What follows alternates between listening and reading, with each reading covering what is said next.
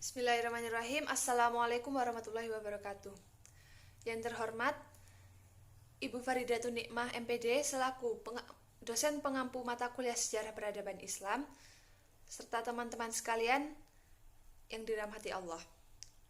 Puji syukur kehadirat Allah Subhanahu wa taala yang telah melimpahkan rahmat, taufik, hidayah serta inahnya kepada kita semua sehingga kami dari kelompok 13 dapat menyelesaikan tugas presentasi dengan tepat waktu.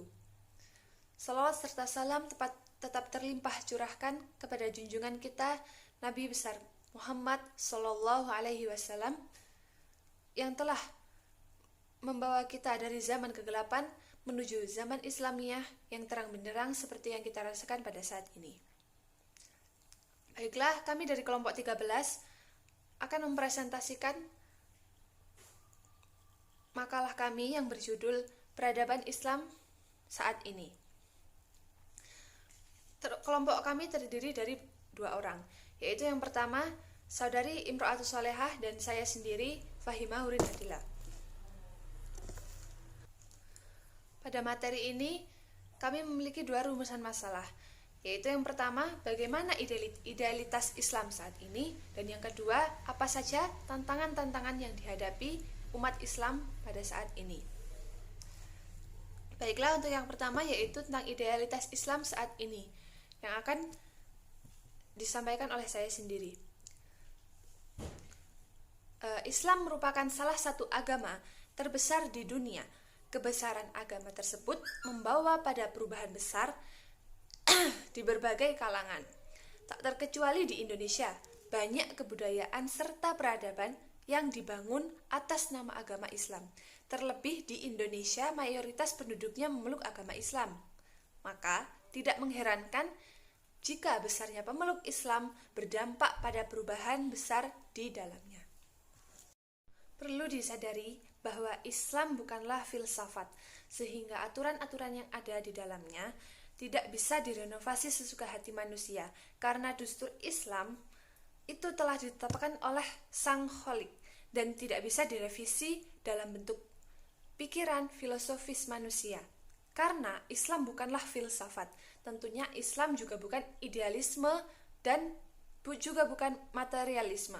Islam menolak idealisme yang beranggapan bahwa alam semesta ini semu, maya, palsu, dan bayangan belaka.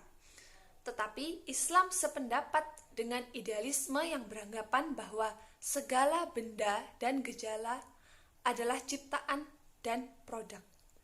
Akan tetapi benda dan gejala itu bukanlah produk ide individual dan bukan pula ide universal ataupun ide absolut dan iradah universal.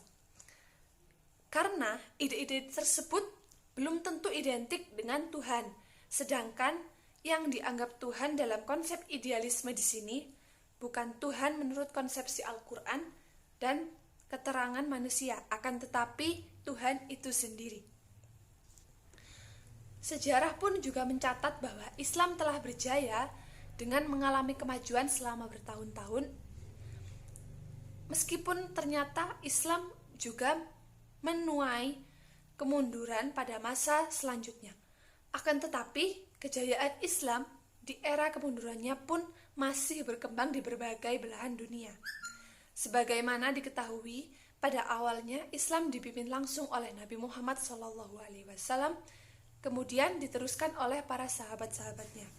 Dari masa Nabi ke masa sahabat ini pun telah mengalami beberapa perubahan, terutama dalam sistem pemerintahan dan beberapa manajerialnya.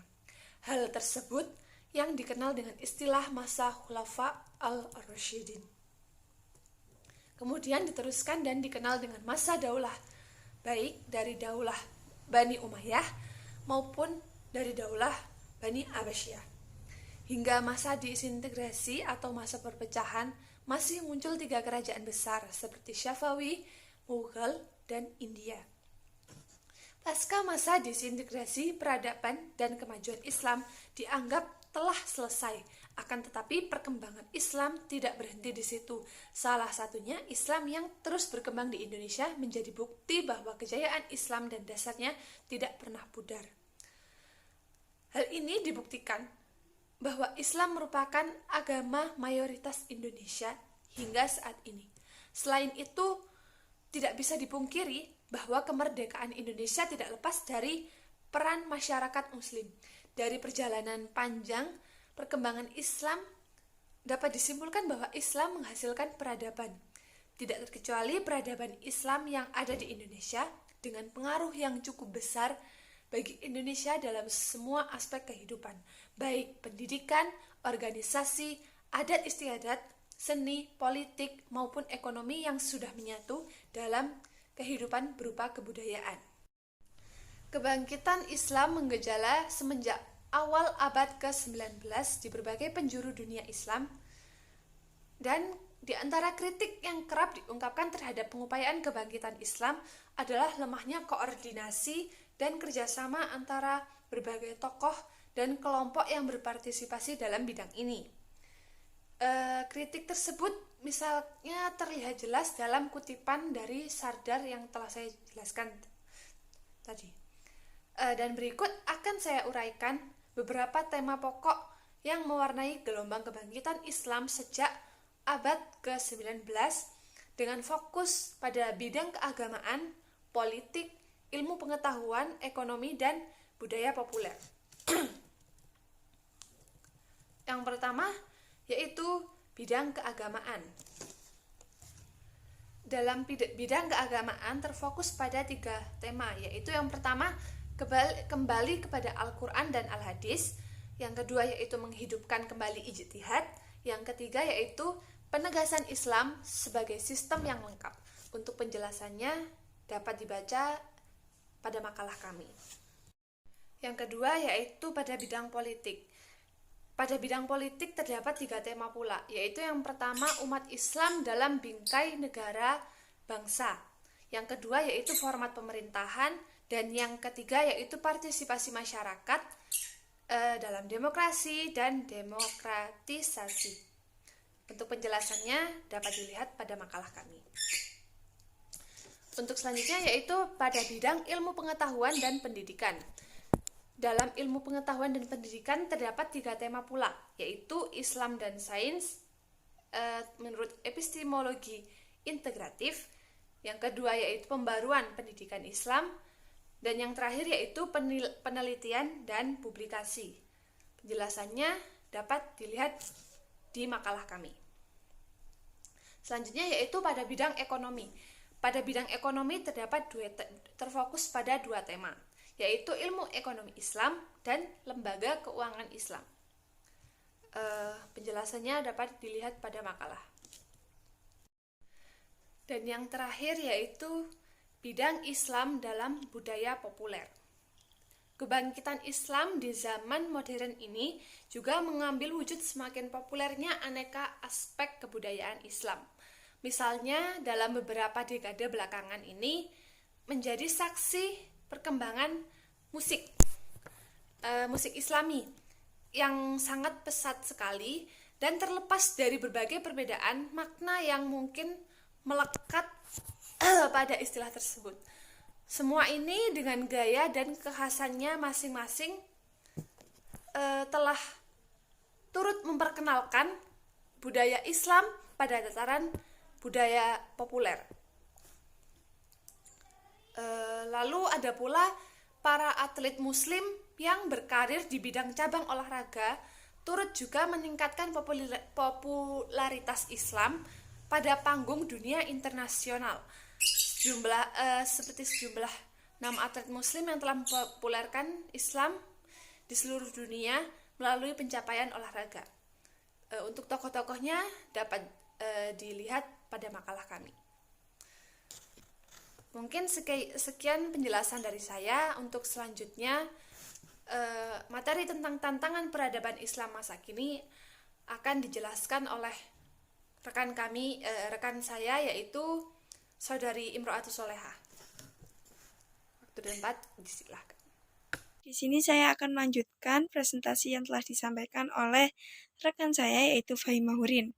Di sini saya akan memaparkan materi tentang tantangan peradaban Islam masa kini. Peradaban Islam adalah hasil perkembangan dan kemajuan kaum muslim yang meliputi nilai-nilai keislaman, pranata-pranata keislaman, adat tradisi, ide pemikiran, dan juga tugas-tugas kemanusiaan. Terdapat proses yang dinamakan invasi. Ini merupakan proses masuknya modernitas ke dunia Islam. Modernitas itu tidak hanya menimbulkan implikasi positif, namun juga sebaliknya, menimbulkan problem-problem atau tantangan-tantangan bagi kaum muslim. Tantangan-tantangan tersebut berupa rasionalisme, sekularisme, nasionalisme, toleransi, pluralisme, dan juga transformasi budaya. Tantangan ini akan bertambah banyak dengan seiring pesatnya kemajuan ilmu pengetahuan dan juga teknologi di Barat. Yang pertama yaitu tantangan rasionalisme. Dengan adanya keputusan intelektual dan peradaban di kalangan kaum muslim, maka intelektualitas merupakan problem pertama yang menjadi tantangan kaum muslim yang ada kaitannya dengan problem rasionalitas. Masalah intelektual ini mengenai penerimaan ilmu pengetahuan Barat. Jika sejarah klasik Islam dianalisis, maka akan dijumpai fatwa bahwa filsafat dan juga ilmu pengetahuan Yunani telah diserap oleh dunia Islam. Maka dengan demikian muncul usaha-usaha menentang penyebaran ilmu pengetahuan rasional yang bersinggungan dengan ilmu keagamaan atau tradisional. Selanjutnya yaitu tantangan sekularisme. Sekularisme sendiri merupakan nilai modernitas itu sendiri. Sekularisme ini merupakan pemisahan antara urusan agama yang bersifat pribadi dan juga urusan keduniaan. Menurut Robert N. Bella menyatakan bahwa krisis spiritual yang menjadi problem modernitas akan mengantarkan manusia untuk menolak keyakinan, moralitas, dan juga agama. Dengan demikian akan terjadi sekularisasi yang ujungnya bermuara pada sekularisme. Selanjutnya yaitu tantangan nasionalisme. Nasionalisme ini merupakan hasil berdirinya negara bangsa yang menyebabkan terkotak-kotaknya kehidupan berbangsa sebatas lingkup wilayah atau negara. Rasa fanatisme golongan dan kebangsaan akan muncul dalam kehidupan. Muncul pertanyaan, apakah kehidupan semacam ini sejalan dengan konsep persaudaraan atau ukhuwah dan toleransi dalam Islam? Yang kita ketahui bahwa di Islam ini tidak mengenal batas etnis dan juga wilayah. Jadi, nasionalisme ini menjadi tantangan tersendiri. Selanjutnya, tantangan toleransi dan juga pluralisme. Bagi kaum muslim, toleransi adalah kebajikan dan nilai baru. Penilaian ini benar berkenaan dengan bagaimana sebagian besar kaum muslim dan pemeluk agama-agama lain memandang gagasan toleransi beragama dan pluralisme ini dalam pengertian modern. Toleransi dan pluralisme ini merupakan nilai modernitas dan keharusan globalisasi atau suatu tantangan bagi peradaban Islam pada zaman kontemporer. Karena akses toleransi dan juga pluralisme ini akan merombak kemapanan dan memunculkan tatanan dan nilai-nilai baru semisal inklusifme. Yang kelima yaitu tantangan transformasi budaya.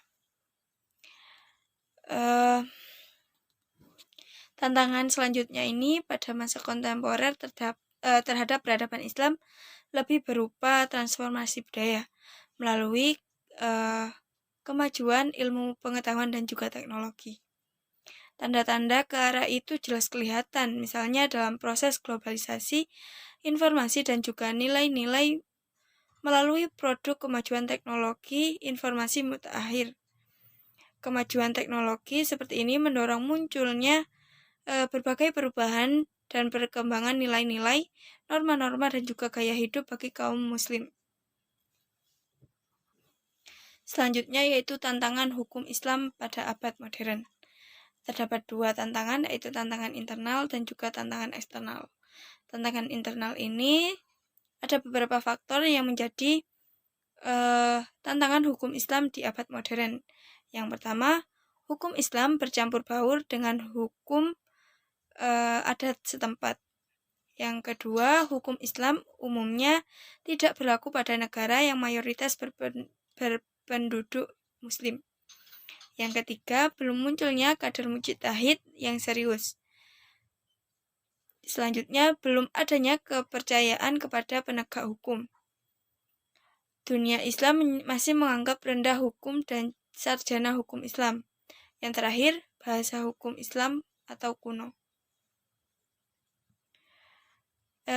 Yang kedua yaitu tantangan eksternal.